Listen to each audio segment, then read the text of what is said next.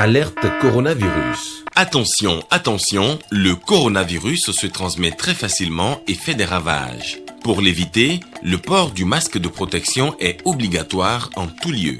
Dans l'administration publique ou privée, dans les réunions, les rencontres, dans les marchés, les magasins, les boutiques et lors des déplacements, le port du masque est obligatoire. Même dans les lieux privés, dès lors que l'on n'est pas seul, le masque doit être le fidèle compagnon.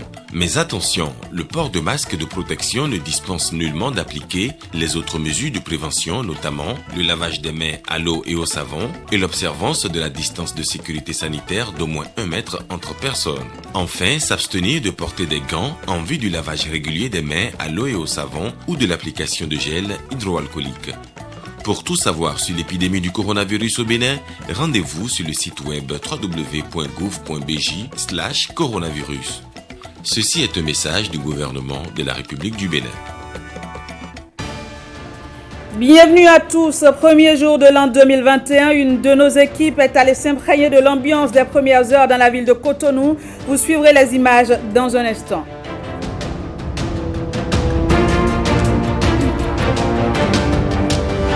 Descente de 3 ministres du gouvernement au CNHU de Cotonou. Ce jeudi, ils sont allés à la rencontre des patients gardés pour non-paiement de frais de soins dans ce centre hospitalier.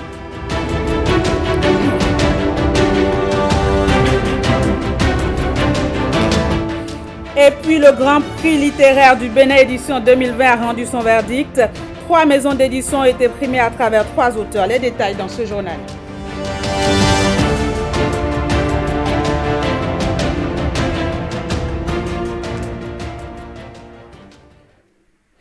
À nouveau, bienvenue si vous nous rejoignez sur l'ORTB. Vous le savez, débute aujourd'hui une nouvelle année. Mais comment les Cotonois ont-ils passé les premières heures de 2021? Stanislas Lincoln nous fait vivre à travers ce reportage l'ambiance qui a prévalu dans les bars et restaurants de Cotonou. Regardez.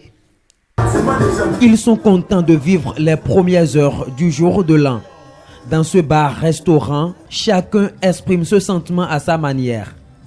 Autour des boissons de toutes sortes, pour se détendre après un moment d'incertitude passé avant minuit. Je ne pensais pas voir l'année 2021, mais c'est par la grâce de Dieu, j'ai pu voir l'année 2021. Je remercie vraiment le ciel. Et vraiment, c'est dans une ambiance de folie qu'on se trouve ici. Je suis tellement content ici avec mes 2 chéris. C'est gâté à gogo. On va se tuer. Que la nouvelle année nous porte beaucoup de chance. Que le coronavirus ou quoi, n'a qu'à pas, n'a qu'à gagner tant. Ailleurs, pas d'affluence à l'instar de l'esplanade extérieure du stade Mathieu Kérékou dégarni. Pareil dans ce bar. Des clients passeront à la fin de la messe. Le tenancier nourrit cet espoir. Toutefois, selon lui, cette ambiance constatée ici serait aussi l'un des impacts du coronavirus. À l'instar de toute la communauté chrétienne, l'église protestante méthodiste du Bénin a fait vivre dans la nuit du 31 décembre 2020 à ses fidèles un réveillon de fin d'année chaleureux. La messe d'action de grâce s'est déroulée au temple Bethel d'Akpakpa. Marcel Arossi et Bernard Djobé pour le compte rendu. Restez en tenue de service, votre ceinture autour des reins et vos lampes allumées. C'est cet évangile, le dernier que les protestants méthodistes du Bénin vont partager avant l'année 2021. Et pour l'introduire, voici la procession qui démarre à 22h.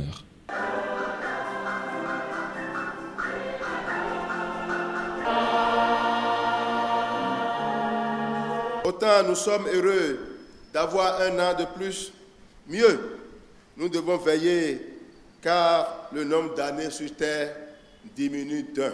Confession des péchés, adoration, louange, profession de foi, ils ont passé 2 heures à prier avant d'exulter de joie au son de la cloche qui annonce 2021 et sa première heure.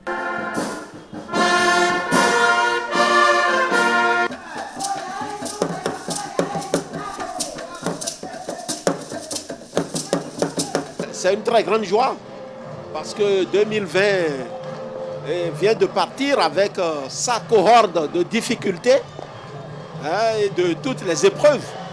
Alors 2021 est là et nous avons eu l'occasion de présenter nos requêtes à notre Seigneur Il est de notre habitude de voir le 1er janvier à l'église. Et c'est ce qui vient d'être fait. Et nous ne pouvons que remercier le Seigneur. Que le Seigneur nous donne encore la force de résister toujours. Oui, donc vraiment, je suis tellement en joie.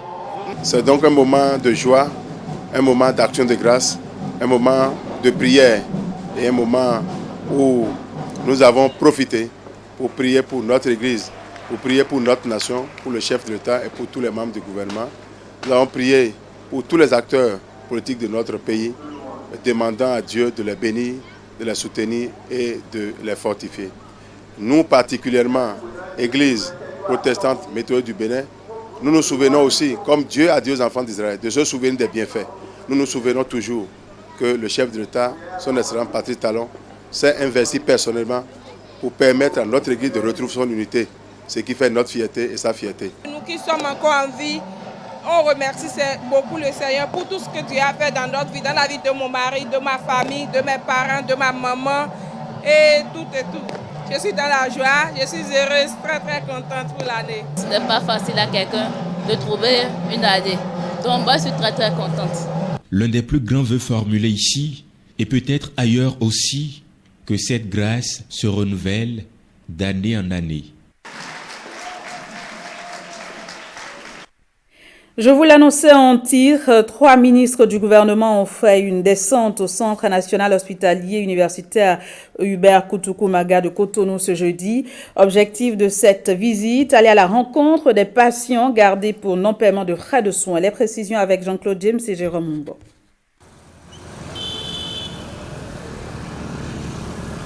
Ici, au Centre national hospitalier universitaire de Cotonou, certains indigents ayant bénéficié d'une enquête spéciale du ministère des Affaires sociales et d'autres citoyens malades qui ont été soignés à terme sont gardés faute de moyens financiers.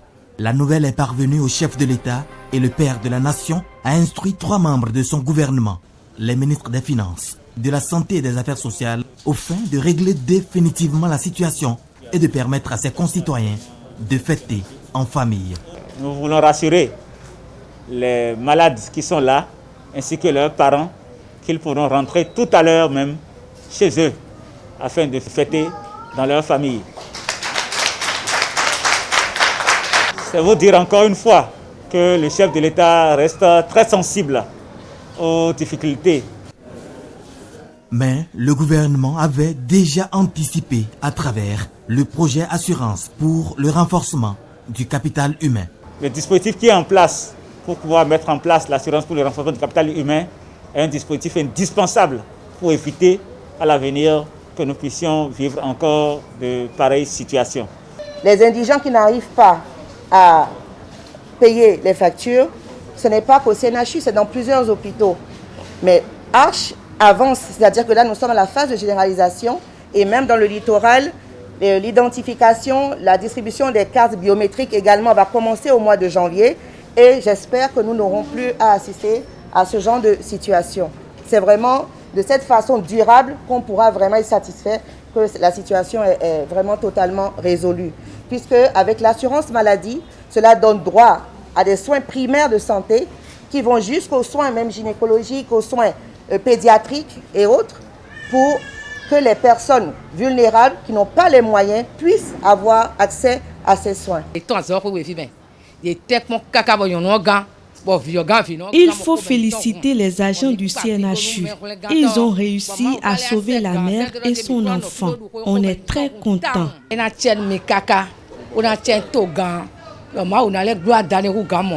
Nous remercions le chef de l'État qui nous permet d'aller fêter en famille. Que Dieu le bénisse et raffermisse toute son équipe. Nous sommes très heureux.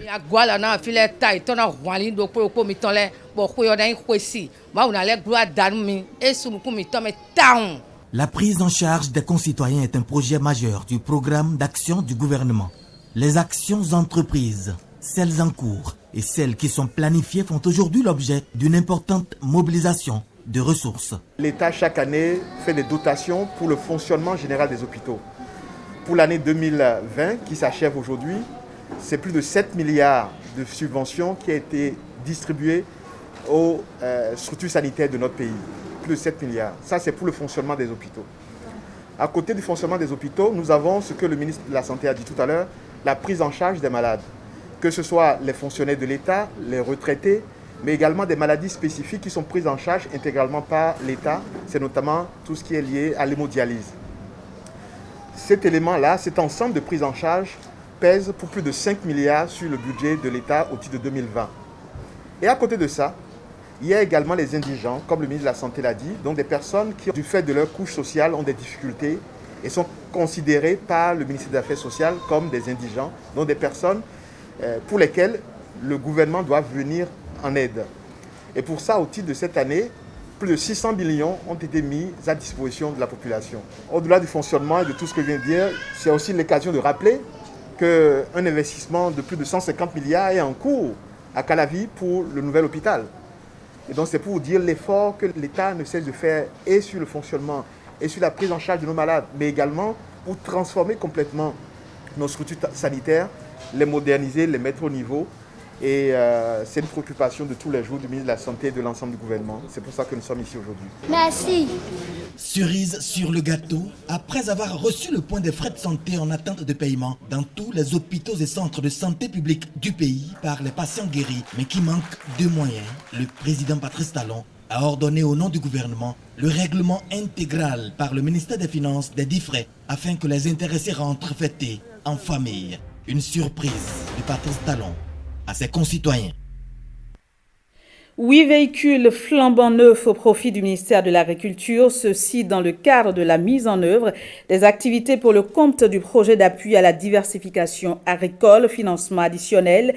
Je vous invite à suivre ici les explications du coordonnateur national du dit projet. Il est au micro de Rebecca Kendjaoundé et Rodrigue Blondoumé. On l'écoute. C'est dans le cadre des appuis à la mise en œuvre des activités du projet d'appui à la diversification agricole sur le terrain. Le ministre était le porteur de ce message vers la Banque mondiale. Et il a tenu mordicus et on a pu leur constituer les 7 véhicules. On s'est rendu quand même compte qu'ils en avaient vraiment besoin.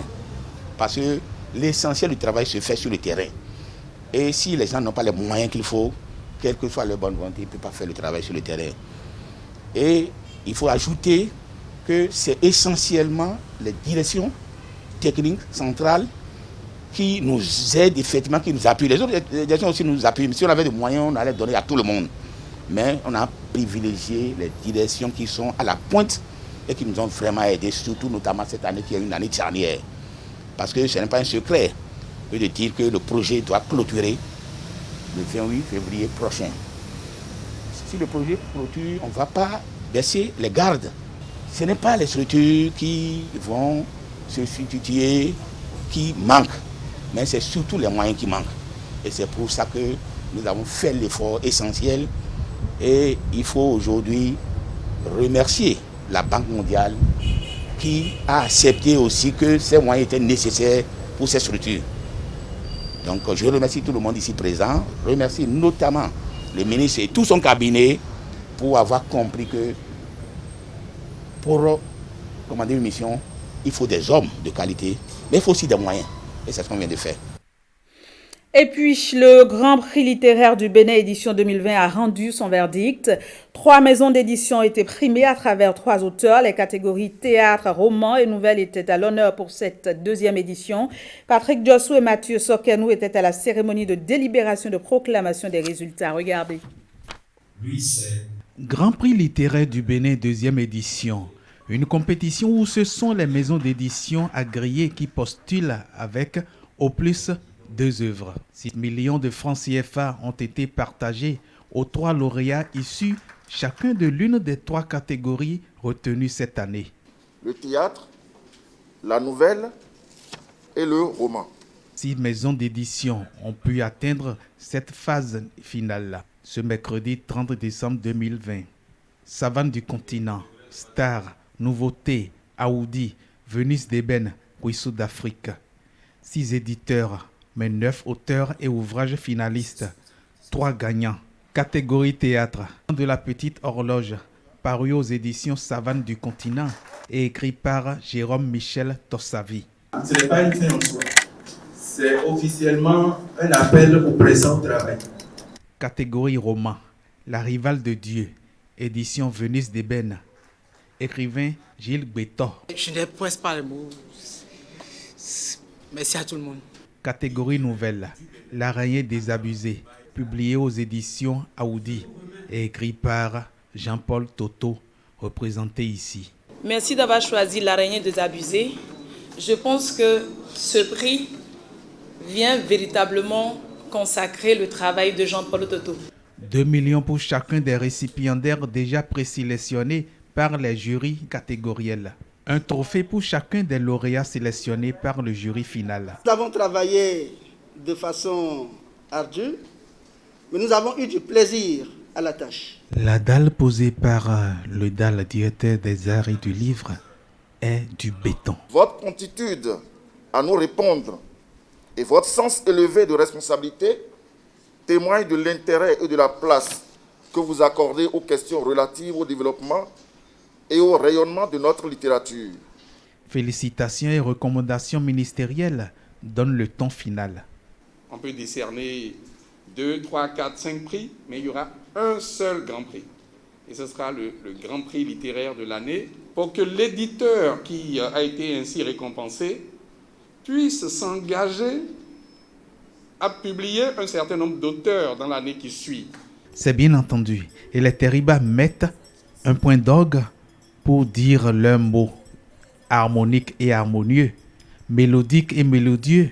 En attendant l'éventuel unique Grand Prix littéraire édition 2021.